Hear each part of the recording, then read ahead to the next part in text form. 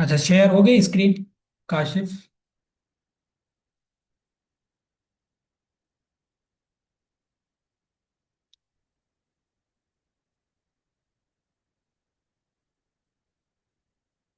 चलो, ओके हो गया। अच्छा, यहाँ तक हमने पढ़ा है, ये आपने चीज़ें ज़रूर रिवाइज करनी है ताकि जो है ना, जहाँ तक हमने किया है, बाकी जो चीज़ मैंने छुड़वाई है उनको आप हाथ लगाएंगे वो आपकी मर्जी है। ये ना पेपर के हवाले से इंपॉर्टेंट है, ये खामखा आपको जो है ना कंफ्यूज करेंगे, ना ही जेनेटिक्स का पेपर है मैंने बताया। ज़्यादा से ज़्यादा दो क्वेश्चन आते हैं, कम से कम एक ही क्वेश्चन आता है जेनेटिक्स से। ये जस्ट डिटेल में आपको समझा रहा हूँ ताकि बेसिक चीज़ें आपको क्लियर हो जाए। यहाँ तक मैंने करवाया है, ये मैंने आपको जो है ना, इन चीज़ों को आपने जस्ट रिवाइज करना है। इंशाल्लाह कल वाली क्लास में हम यहाँ से शुरू करेंगे, सिलेक्शन से। सिलेक्ट कैसे किया जाता है एनिमल को, फिर हम ये बेसिक टर्मिनोलॉजीज इंपॉर्टेंट हैं, ये पढ़ेंगे। उसके बाद जो है ना, हम करेंगे इसमें, ये पढ़ेंगे। इससे भी क्वेश्चन आ चुका है 2023 में, जेनेटिक वेरिएशन से, ये भी कल हम पढ़ेंगे इंशाल्लाह। उसके बाद हम पढ़ेंगे ये वेरी वेरी इंपॉर्टेंट कंसेप्ट है, म्यूटेशन को। ठीक हो गया।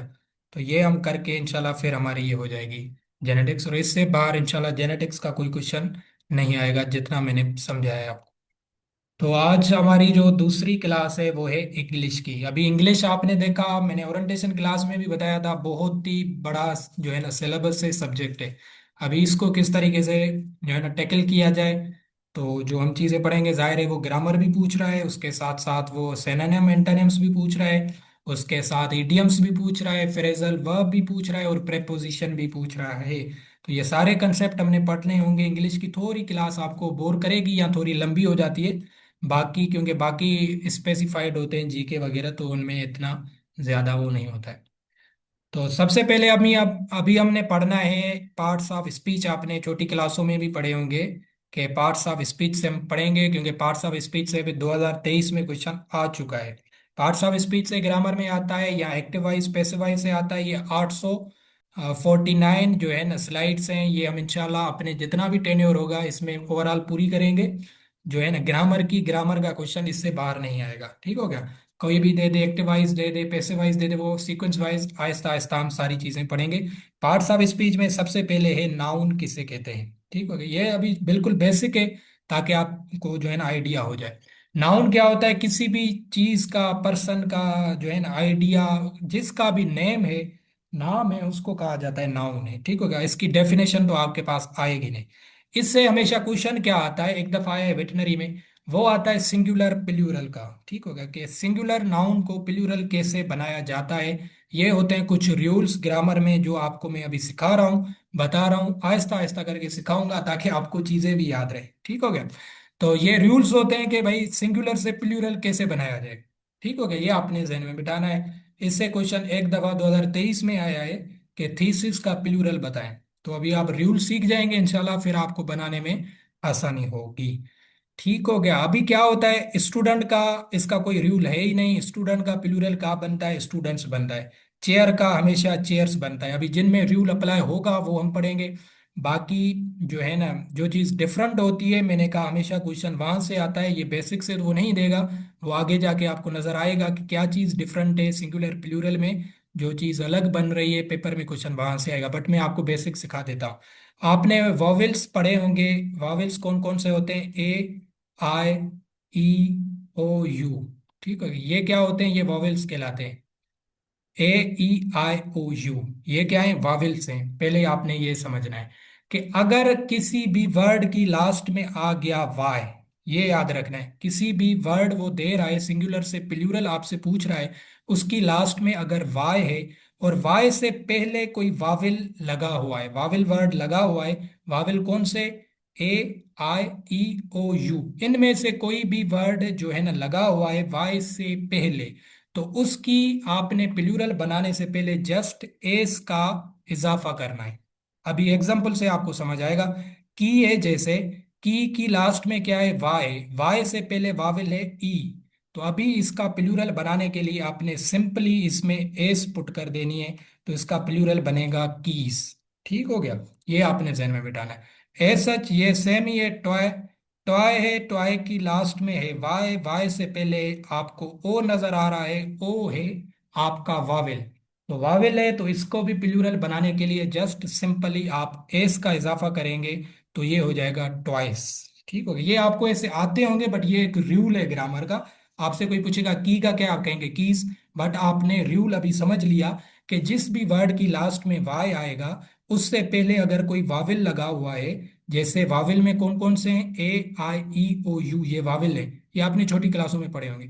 वाई से पहले अगर वावेल आ गया और उसमें आपने लास्ट में जस्ट एस का इजाफा करना है। ठीक हो गया। अगर वाविल ना आए तो फिर हम क्या करें, फिर दूसरा रूल अप्लाई होता है। क्या करना है, अगर लास्ट में वाई लगा हुआ है और उसकी उससे पहले वाविल नहीं है, वाविल कौन से हैं मैंने यहाँ पे आपको बताए, ए ई आई ओ यू, ये वाविल कहलाते हैं। तो ये वाविल नहीं लगा हुआ और वाई भी लास्ट में है, तो फिर हम क्या करें, फिर आपने आई ई एस का इजाफा करना है। ठीक हो गया।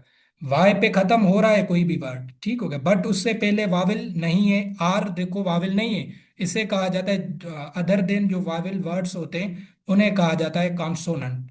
कॉन्सोनेंट है मतलब वाविल नहीं है, तो उसमें आपने एस नहीं लगानी, फिर आपने आई ई एस का इजाफा करना है। ठीक हो गया। ये पहला रूल आपने जो है ना माइंड में रट लेना है, ग्रामर से, सिंगुलर से प्लूरल में। अगर वाय पे खत्म हो रहा है कोई वर्ड, उससे पहले वाविल है, तो सिंपली आपने एस का इजाफा करना है। अगर वाय पे कोई वर्ड खत्म हो रहा है, उससे पहले वाविल नहीं है, तो फिर आपने आई ई एस का जो है ना इजाफा कर देना है। अभी हम पढ़ें ट्राई, वाई हट जाएगा, वाई की जगह क्या आ जाएगा, आई ई एस, ट्राइस आ जाएगा। ठीक हो गया। सिटी है वो, ये भी सेम लिखा हुआ है, वाई है, वाई से पहले टी आ रहा है, टी आपका वावेल नहीं है, तो आपने क्या लगा दिया प्लूरल में, सिटीज। ठीक हो गया। इस तरीके से ये ग्रामर का रूल है, सिंगुलर नाउन को प्लूरल बनाने का तरीका। ये नंबर था रूल नंबर 1। ठीक हो गया। ये आपने जहन में बिठाना है कि जिस भी वर्ड से पहले वाई पे खत्म हो रहा है, उससे पहले वाविल है, तो फिर आपने एस का इजाफा करना है। अगर वाई से पहले कोई कॉन्सोनेंट है, मतलब वाविल नहीं है, तो उसमें आपने आई ई एस का इजाफा कर देना है। ठीक हो गया। तो ये आपका प्लूरल बन जाएगा। उसके बाद ये हम आज का यहाँ तक 2 रूल्स पढ़ते हैं, उसके बाद ना हम चलते हैं सिनोनिम एंटोनिम्स की तरफ।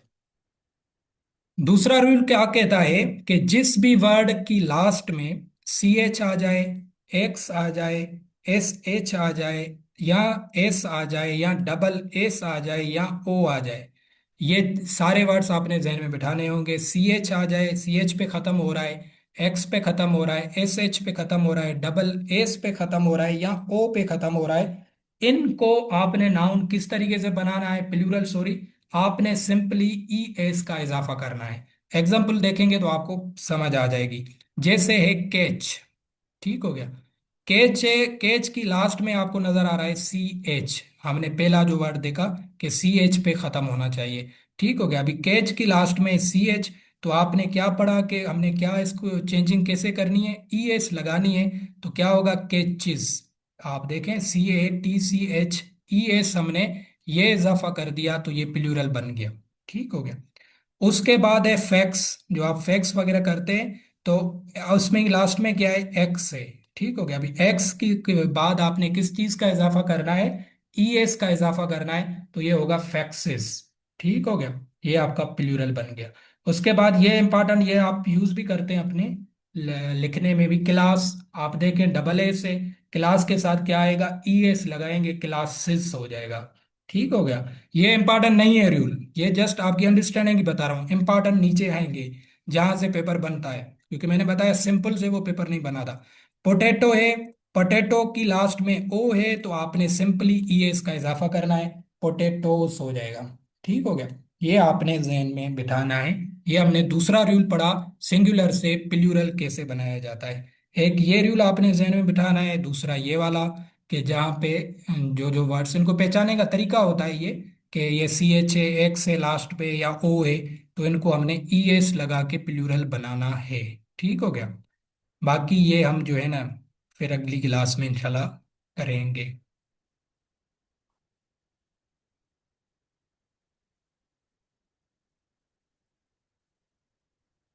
अभी हम पढ़ते हैं कुछ सिनोनिम और एंटोनिम्स। तीन तीन चार चार में डेली बेसिस क्लास पे जितनी इंग्लिश की हमारी क्लासेस होंगी हम पढ़ेंगे, ताकि आप याद भी कर सकें। और ये आपने 100% माइंड में बिठाना है कि ये भाई एग्जैक्ट आते हैं। ये मैं फिर दोबारा रिपीट कर रहा हूँ, ये आते हैं, कॉपी पेस्ट होते हैं इस पीडीएफ से, और एग्जैक्ट वर्ड रिपीट होते हैं, कोई भी ऑप्शन भी चेंज नहीं होता है। ठीक हो गया? तो आपने इसमें ये नहीं करना कि भाई अगर ये मुझे समझ नहीं आ रहा, मेरी इंग्लिश स्ट्रांग है, ये तो इसका नहीं होगा, एसपीएससी इसका जामिन नहीं है। मोस्ट सेम ही होते हैं, बट कभी कभी कुछ कोई वर्ड आपको नजर आएगा जो आपको ऑप्शन समझ नहीं आएगा। बट मैं वो करवाऊंगा जो आपको काम आएंगे, और पेपर में एसपीएससी पूछ चुका है। और ये डायरेक्ट कॉपी पेस्ट होते हैं, सिनोनिम और एंटोनिम सेम कॉपी पेस्ट होते हैं, 2 नंबर 4 नंबर आपके ये जो है ना फ्री के होते हैं, अगर आपने ये चीजें पढ़ी तो सिनोनिम क्या है, हम तीन तीन चार चार पढ़ेंगे, ताकि हम अपनी क्लास का जितना भी ड्यूरेशन होगी, जब तक आती है एडवर्टाइज, तो हमारे सारे हो जाएंगे। ठीक हो गया? बट आहिस्ता आहिस्ता पढ़ेंगे ताकि आप इनको रिवाइज कर सके। नंबर वन जो सिनोनिम है, सिनोनिम का मतलब होता है सिमिलर मीनिंग। क्या होता है? Similar meaning. आपको कोई वर्ड देगा, उसकी आपने सिमिलर मीनिंग ढूंढनी है। क्या वर्ड दिया हुआ है? एरोगेंट। एरोगेंट का मतलब होता है घमंडी। ठीक हो गया? घमंडी हो गया, हार्टी हो गया, इसके काफी वर्ड है। बट यहाँ पे क्या यूज किया गया है, आपने याद रखना है, कंसीटेड। कंसीटेड आपने जहन में बिठाना है, ये होता है एरोगेंट का सिनोनिम। ठीक हो गया? इसका भी मतलब होता है हार्टी होना, एरोगेंट होना, घमंडी होना। ठीक हो गया? एरोगेंट। अभी हम्बिल क्या है? हम्बिल इसका फिर अपोजिट हो जाएगा, वो जो हम्बिल पर्सन्स होते हैं। तो एरोगेंट आपने जहन में बिठाना है, ये same to same already SPSC पूछ चुका है, आपको मैं ऑप्शन भी दिखाता हूँ। Conceited, humble, progressive and noble. ये आप ऑप्शन पे गौर करें, फिर चलते हैं एसपीएससी के पेपर पे, ताकि आपको क्लियर हो जाए कि ये कैसे क्वेश्चन इस तरीके से सिनोनिम एंटोनिम्स आते हैं, ताकि आप मुझसे बार बार ना कहें कि भाई ये इनफ होंगे या हमें कुछ और भी पढ़ने होंगे। ये पेपर हैं इसके, क्या कहते हैं, टाउन और म्यूनिसिपल ऑफिसर के, ये 2023 में पेपर हुए थे, या पेपर देख लें। इसमें पेपर में ये क्वेश्चन भी आया था, आपको दिखाता हूँ अभी। यहाँ पे देखें फर्स्ट नंबर क्वेश्चन, ये फिर देखें, डेट शायद कहेंगे भाई ने एडिट किया हुआ है। 24 मई 2023 को ये पेपर हुआ था। कौन सा है ये? टाउन ऑफिसर बीपीएस 16 का। पहला क्वेश्चन गौर करें, एरोगेंट, सिनोनिम ऑफ एरोगेंट। ठीक हो गया? इसका क्या दिया हुआ है? पहले ऑप्शन में कंसीडेड, वहां भी दिखाया, दूसरे पे हम्बल, तीसरे पे प्रोग्रेसिव, डी पे नोबेल। ठीक हो गया? तो ये A to Z होते हैं, इस दफा अब विटनरी में A to Z copy paste हुए थे, वो मैंने ओरिएंटेशन में अच्छी तरीके से समझाया भी था। ठीक हो गया? तो आपने याद रखना है एरोगेंट का क्या होता है, सिनोनिम कंसीटेड होता है, और ये वर्ड आपने जहन में बिठाना है। ठीक हो गया? कंसीटेड घमंडी को बोला जाता है। दूसरा क्या है? अलर्ट होना। अलर्ट का तो आपको पता है, बहुत ही जो है ना वाचफुल होना। ठीक हो गया? ये भी आपने जहन में बिठाना है। तीसरा आपने आज के लिए याद रखना है एम्बेजिल, ये भी वर्ड इसी में ही आया था शायद, हाँ इसी पेपर में, ये देखिए सेकंड नंबर एम्बेजिल का पूछा गया था। अभी एम्बेजिल क्या होता है कि किसी भी काम को डिसऑनेस्ट तरीके से करना, कि कोई आप पे कोई जिम्मेदारी दी गई है, या किसी पोस्ट पे आप बैठे हुए हैं, बट आप वहां पे भी जो है ना डिसऑनेस्टी कर रहे हैं, स्टीलिंग करें, चोरी करें, इस नेगेटिव वर्ड है ये एम्बेजिल। तो इसका क्या है सिनोनिम, जो है ना सिनोनिम के मिस अप्रोप्रिएट। ठीक हो गया? अभी ये लगता है या नहीं लगता है आपने नहीं जाना है, आपको निकालने हैं नंबर। नंबर निकालने हैं तो आपने एग्जैक्ट वर्ड समझना होगा। वैसे भी ये इसका मतलब है कि मैं किसी भी जो है ना अप्रोप्रिएट काम होता है, जो बहुत ही एहतियात से ऑनेस्ट तरीके से होता है, तो ये इसका अपोज जो है ना एम्बेजिल नेगेटिव वर्ड है। तो इसका मतलब भी क्या है? मिस अप्रोप्रिएट, कि गलत तरीके से, डिसऑनेस्ट तरीके से अगर कोई काम आप कर रहे हैं। ठीक हो गया? तो ये आपने याद रखना है। और यहाँ पे देखिए क्या ऑप्शन है, रेवेन्यू में क्लियर बैलेंस। और यहाँ पे आ जाए, एसपीएससी ने क्या दिए, ये देखिए सेम ऑप्शन दिए हैं, तो आप समझ गए कि ये भी कॉपी पेस्ट था 2023 में। और यहाँ से वेटनरी फिर 2000 पोल्ट्री का पेपर हुआ था 23 में, यहाँ से भी एक क्वेश्चन आया था वेटनरी के पोल्ट्री के पेपर में। तो ये जो है ना जो घूमते रहते हैं, कि वो आपने याद रखना है, ये आपने भुलाने नहीं है, जो मैं क्वेश्चन आपको करवा रहा हूँ। एम्बेजिल का वर्ड जब भी आ जाए, इसका सिनोनिम पूछे, तो ये आपने मिस अप्रोप्रिएट जहन में बिठाना है, और अभी के अभी बिठाना है, ताकि आप जब भी पेपर में ये क्वेश्चन देखें तो आपको ये क्लियर होना चाहिए, या हिट हो जाए कि ये मिस अप्रोप्रिएट होगा। ब्रीफ का क्या मतलब होता है? ब्रीफ का मतलब होता है शॉर्ट। ठीक हो गया? तो मतलब ब्रीफ बताएं, ऐसा नहीं कि ब्रीफ या डिटेल में बताएं, बट उसको शॉर्ट करके बताएं। ठीक हो गया? ब्रीफ का क्या मतलब होता है? शॉर्ट होता है। फिर आपने याद रखना है, ये लास्ट आज का सिनोनिम हम करते हैं विचुप्रेट। विचुप्रेट का मतलब होता है गालम गलोच करना। ठीक हो गया? किसी को क्रिटिसाइज करना, हाईली क्रिटिसाइज करना, तो इसका सिनोनिम क्या बनेगा? अब्यूज करना। और ये भी 2023 में आपका इसी पेपर में शायद या इसके नेक्स्ट पेपर में एसपीएससी ऑलरेडी निकाल चुका था। ठीक हो गया। तो यहाँ पे जो क्वेश्चन आए थे टाउन ऑफिसर वाले, ये सारे इससे आए, विटनरी में सारे जो है ना इससे लिए जाते हैं सिनोनिम एंटोनिम्स। तो आपने इनको हल्के में नहीं लेना है। ठीक हो गया। विचुप्रेट आपको दिखाता हूँ, इसी में ही आया था, कोई म्यूनिसिपल ऑफिसर के पेपर में था। ये सारे इस पीडीएफ से उठाए गए थे।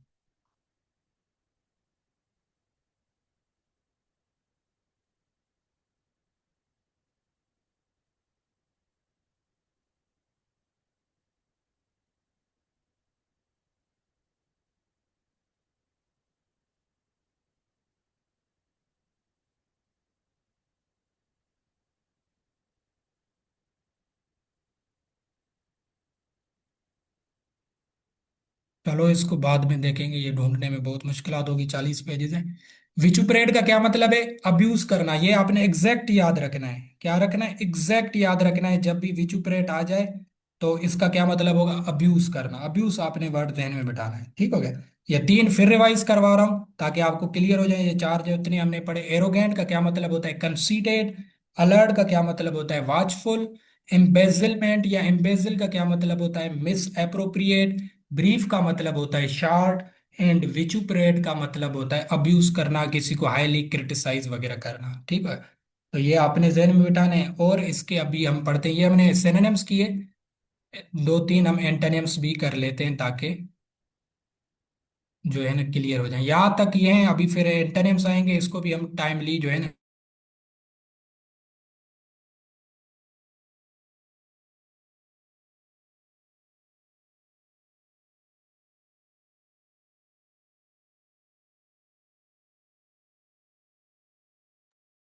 अच्छा, पहला जो एंटोनियम है वो है एक्सपेंड करना। ठीक हो गया। क्या है? एक्सपेंड करना। एक्सपेंड का आपको मतलब पता होगा कि एक्सपेंड करना बहुत ज्यादा इंक्रीज करना इस सेंस में होता है। तो अभी इसका एंटोनिम क्या होगा? जिद होगा। कंडेंस करना। ठीक हो गया। कंडेंस, कंडेंस कर देना, आपस में मिला देना, क्योंकि एक्सपेंड का क्या मतलब होता है? बहुत ज्यादा इंक्रीज हो जाना। ठीक हो गया। तो अभी इसका जिद क्या बनेगा? कंडेंस। तो ये भी एग्जैक्ट वर्ड आपने जेल में बिठाना है। एक्सपेंड जब भी आ जाए इसका आपने कंडेंस वर्ड ऑप्शन में जरूर देखना है। यहाँ जब ऑप्शन पढ़ेंगे तो आपको माइंड पे क्लिक हो जाएगा।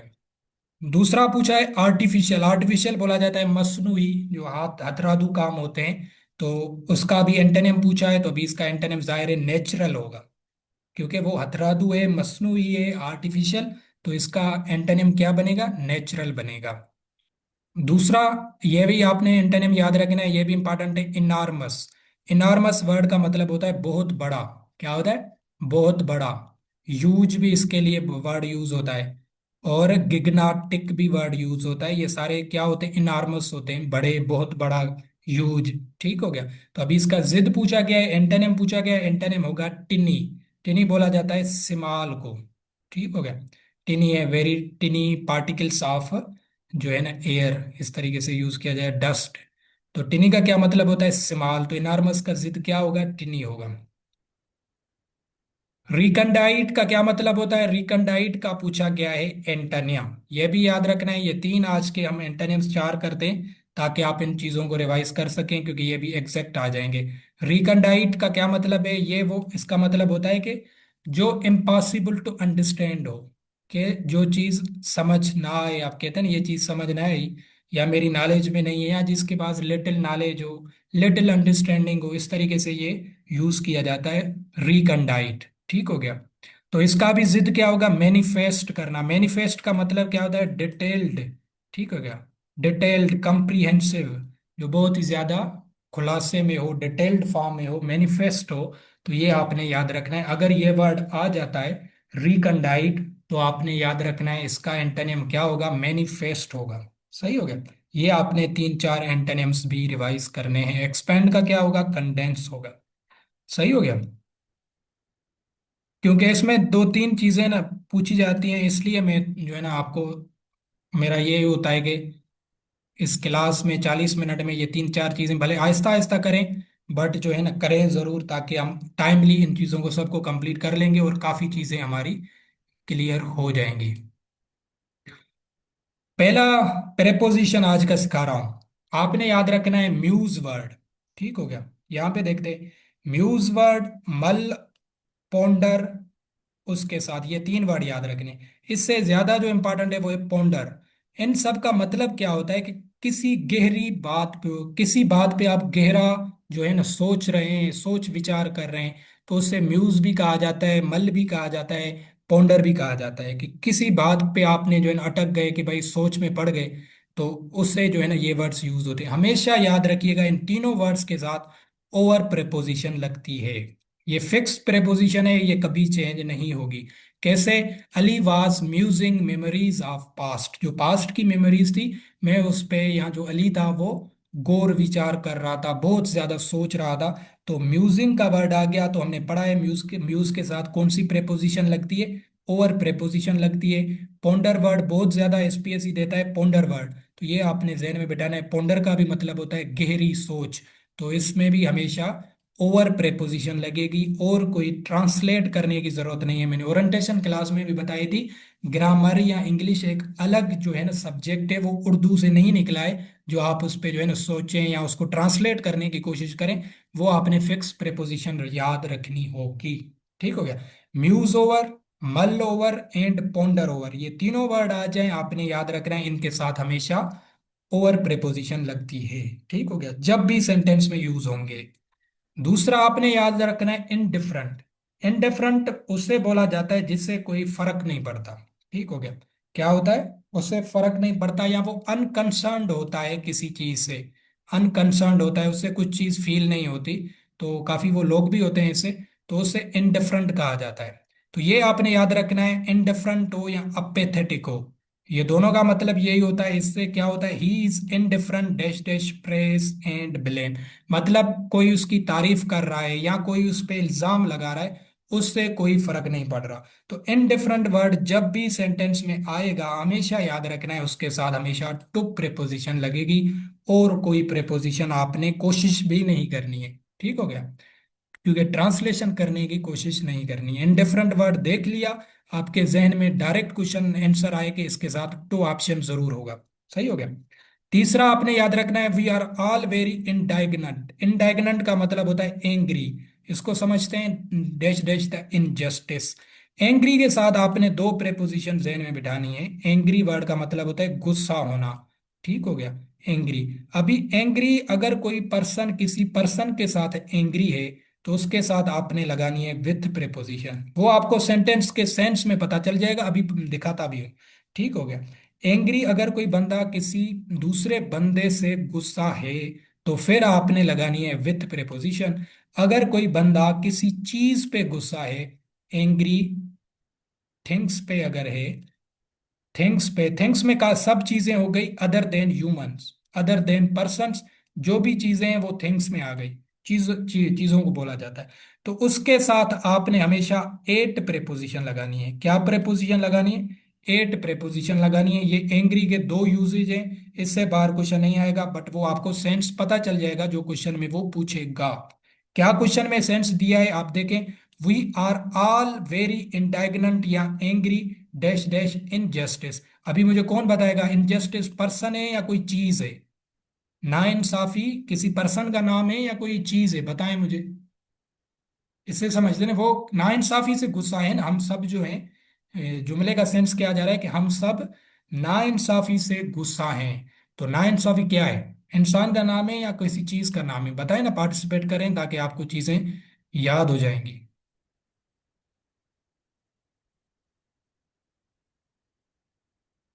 बिल्कुल, चीज का नाम है, किसी थिंग का नाम है, कोई कोई भी चीज ले लें, अदर देन ह्यूमन है इनजस्टिस, नाइंसाफी। अदर देन ह्यूमन है, तो हमने क्या पढ़ा कि अदर देन ह्यूमन जो भी चीज होगी उस पे अगर आप गुस्सा हैं, तो उसके साथ हमेशा एट प्रेपोजिशन लगेगी। क्या लगेगी? एट प्रेपोजिशन लगेगी। ठीक है? अगर मैं एंग्री के साथ विथ पढ़ा देता आपको, तो फिर आप कंफ्यूज हो जाते, अगर कोई जुमला इस तरीके से आ सकता था। एंग्री के साथ विथ कब लगेगा, ये मैंने डिटेल नीचे लिखा भी हुआ है। पर्सन का जब सेंस होगा कैसे होगा, she is angry with me. अभी मी कौन है, मैं इंसान हूं, पर्सन हूं, मुझसे वो गुस्सा है। तो फिर अभी आप एट नहीं लगाएंगे, फिर आप लगाएंगे विथ। ठीक हो गया। ये दो प्रेपोजिशन आपने एंग्री के साथ याद रखनी है। ठीक हो गया। जी हाँ, विथ पर्सन एट थिंग्स। बस वो सेंटेंस में आपको पता चल जाएगा कि यहाँ पे सेंस क्या जा रहा है, अगर क्वेश्चन एंग्री से प्रेपोजिशन वो पूछता है। तो अगर आप किसी चीज से गुस्सा हैं तो आप फिर एंग्री के साथ एट लगाएंगे। अगर आप किसी पर्सन से गुस्सा हैं तो उसके साथ आप विथ लगाएंगे। हमेशा ये प्रेपोजिशन चेंज नहीं होगी। तो आज आपने ये तीन जो है ना प्रेपोजिशंस को जरूर याद रखना है। ये म्यूज ओवर, मल ओवर, पॉन्डर ओवर, अगर आप इनके सेंटेंसेस भी कहीं पे नेट पे देखेंगे आपको मिल जाएंगे। यूज उनमें हमेशा ओवर होगा। क्या होगा? ओवर होगा। ठीक होगा। जो अच्छे अच्छे राइटर्स होते हैं, लिखते हैं, तो वो इन चीजों का ख्याल रखते हैं प्रेपोजिशंस का। पेपर में यही आता है।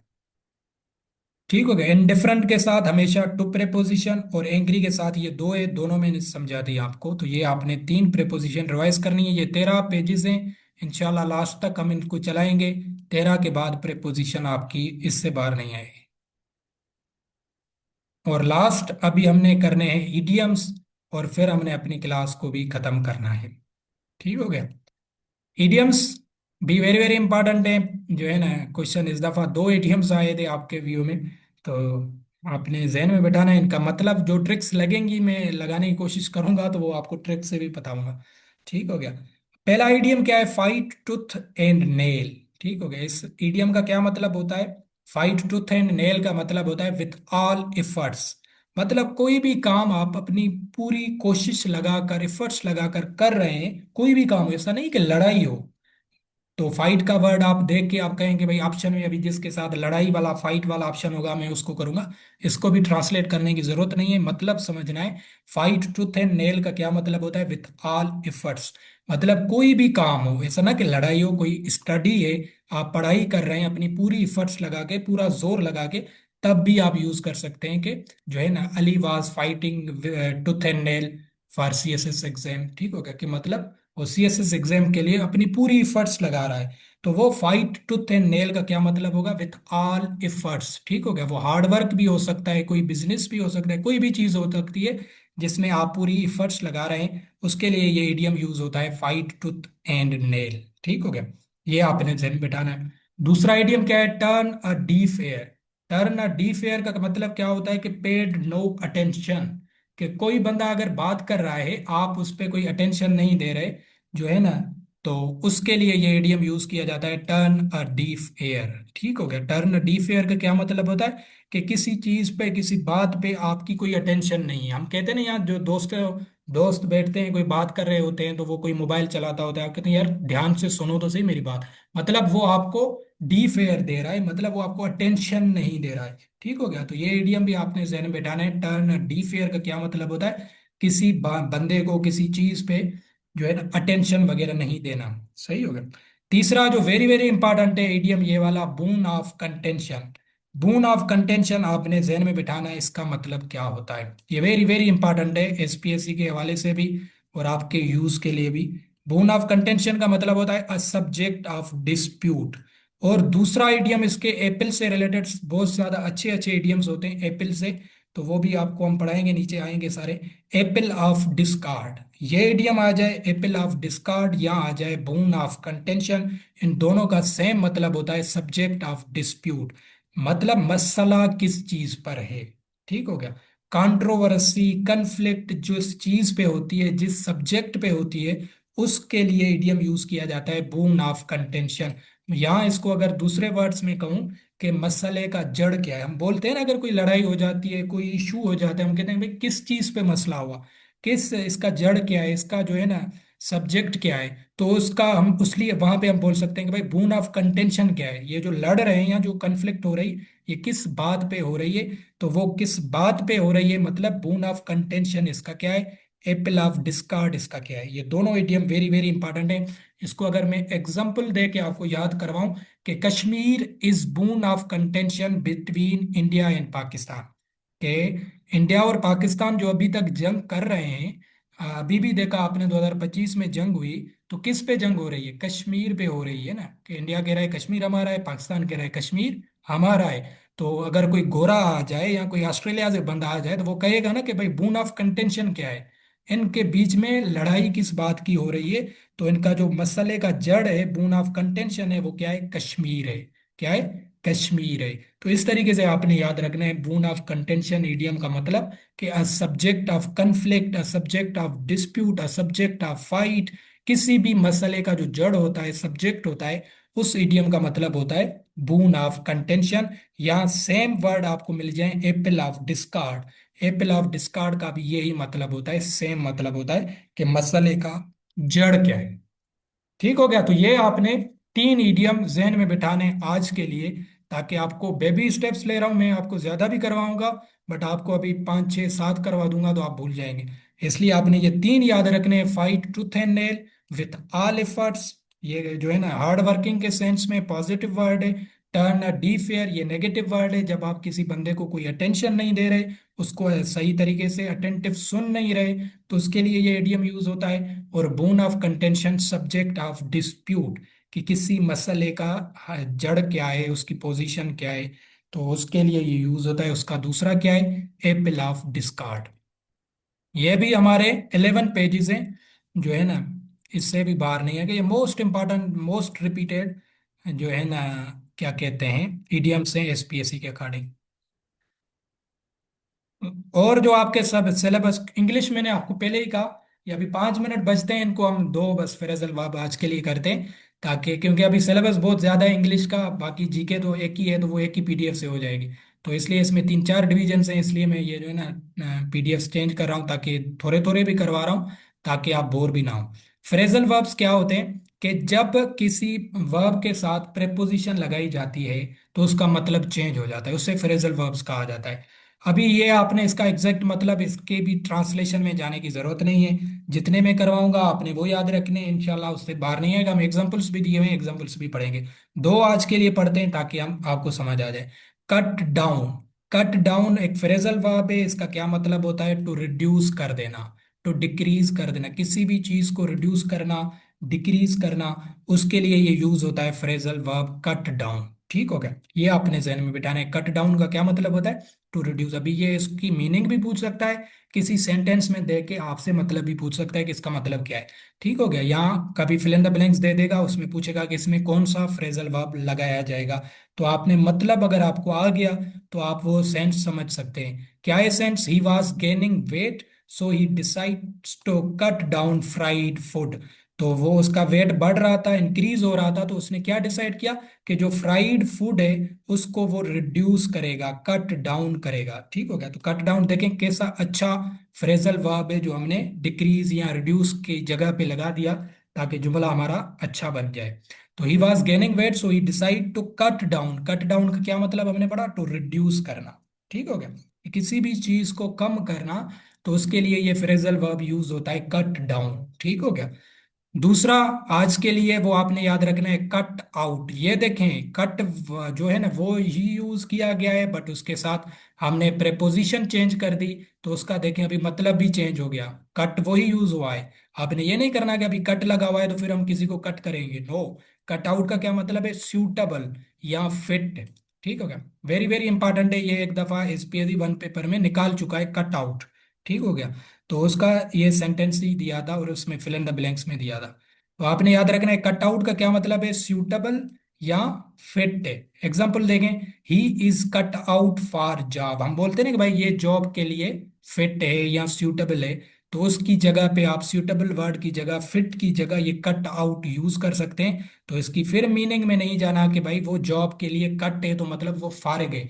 यहाँ का कभी आपको ऑफर ऑर्डर आता है, उस पे अगर कोई अच्छा जो है ना, जिसकी अंग्रेजी अच्छी है, उसने वहां पे लिख दिया किसी पॉलिसी में करने के, you are cut out for job, आप कहेंगे भाई उसने मुझे निकाल दिया। नहीं, कट आउट का क्या मतलब है? कि आप फिट हैं, सूटेबल हैं। ठीक हो गया? ये इसका मतलब होता है। और आपने ये सेंटेंस भी देख लिया कि he is cut out for a job, कि वो जॉब के लिए सूटेबल है, फिट है, कोई भी वर्ड दे दे, कि मतलब इसका यही होगा कट आउट का। तो ये दो फ्रेजल वर्ब आज के लिए आपने जहन में बैठाने। कट डाउन का मतलब होता है रिड्यूस करना, डिक्रीज करना, और कट आउट का मतलब होता है सूटेबल या फिट होना। तो ये याद रखिएगा। आहिस्ता आहिस्ता ये भी हमारे सारे हो जाएंगे इंशाल्लाह, आपको फ्रेजल वर्ब में भी कोई दिक्कत नहीं आएगी। I hope